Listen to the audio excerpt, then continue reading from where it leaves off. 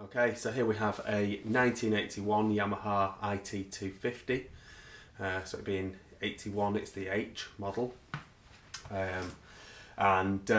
Looking at it, to start with, you'd think it's not that great, but really the bigger problems are really to do with the plastics. So, and that's an easy fix. And once you actually start looking at the bike itself, once you get below some of the dirt and stuff like that, the actual underneath of the bike is in very good and very original condition, really. I haven't really found anything other than kind of plastic issues with the bike so far. So it's looks like to be a good base for restoration. Was planning to get it running, but I discovered that the inlet manifold, which has an outlet for what they call a boost bottle or plenum chamber, had loads of silicone all over it, and I was just having a quick look at it, and I discovered that actually the pipe going to the boost bottle was not actually attached, so there's a massive air leak. So I'm not gonna gob it up with silicone as a temporary measure. It's not the right thing to do, so it's going to need a new inlet manifold, but it's everything else looks to be okay. It turns over nicely with decent compression. It sparks. The kill switch had fallen apart, so I've put a little makeshift kill switch in there, which is easy to swap out. But like I say, I'm not going to get it running anyway, so kind of pointless, really. Anyway, let's have a close look at it, and then we'll do the gearbox check, and then that'll be us. So you'll notice that a lot of the bikes that I get, the ITs, if you've been looking at any of my stuff, are blue. So the American colour was blue. The white colour was Canadian and European colour, really. So it's possible that this bike had come from Canada and made its way through America. Or it's possible that someone just changed the plastics out for the white ones. But anyway, having it in Europe in white is a nice thing to have, because obviously all the imports come in blue. So it's not, it's nice. It's original paint on the frame. The frame looks very straight, with no damage to it anywhere that I have seen. Like I say, it looks straight everywhere, and the paint looks to be in good order, so it doesn't look as though it's done a huge amount.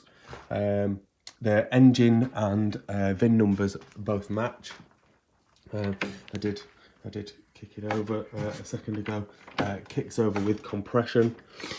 It sparks, like I said.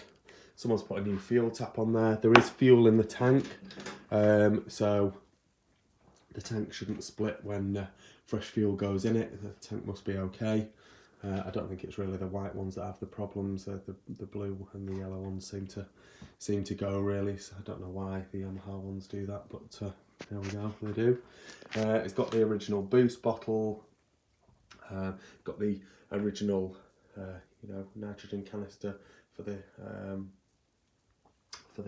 rear shock. Original front exhaust pipe, which has got dings in it, but 99.9% of them will come out with perseverance, which is good. Been a bit of jiggery pokery going on with the front, so I would assume that light's not going to work. It's going to need a bit of messing about with the electronics to make the wiring right, I would suggest. It's got the original speedo drive in there, and then that goes up to the kind of the tacho there, which will do your mileages for you if you're doing enduros. Nice and straight front rim on both sides. No cracks or dents. Nice general condition forks. They all look to be good. Brake plate is in perfect condition, so no damage or cracks or anything like that to that. Pipe on this side again has got a few dings in it, dings and bangs, but that's nothing major. Again, there's a slight dent to the frame there, but that will be very easy to get out. There's you can see when I push it there, you can see it's falling apart, so it's just not worth messing with that, unfortunately. Got the original side stand, original foot pegs, original gear lever. Swing arm looks to be in good condition. Well, certainly that's not the original exhaust hanger anyway. Whether that's the original silence, I would suggest it possibly could be, but they've put a spark arrestor on it. But you could do with finding that original hanger, or certainly making something a bit nicer to hang that exhaust with. Seat obviously is going to need recovering and probably new foam. These are minor things and kind of what you'd expect to have to do anyway. The rear wheel is all perfectly round with no dings or cracks or anything like that in it as well, so that's good. And the rear brake plate, again, the magnesium, so sometimes they do shatter because it's quite a brittle material, but all in perfect condition. So overall, very nice condition, ready to restore IT250. We'll get the gearbox check done now, and then that's us done. Okay, so we are in neutral there, down into first, up into second, third, fourth, fifth, and is that sixth?